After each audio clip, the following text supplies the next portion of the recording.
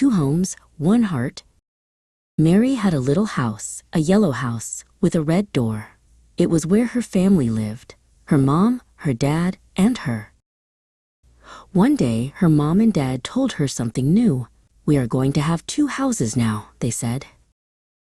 Mary felt a little sad. She liked her one yellow house. She worried, "Do they still love me?" Her dad knelt down and gave her a big hug. "We will always love you, Mary," he said, "always and forever." Her mom joined the hug. "That's right," she said. "Our love for you will never, ever change." So Mary got to have 2 houses, one with her mom, a blue house with a white door, and one with her dad, a green house with a brown door. At her mom's house, they would bake cookies and read stories in a big, comfy chair.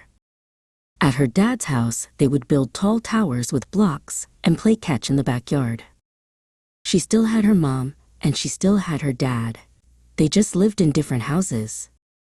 Mary learned that even with 2 houses, her family was still full of love.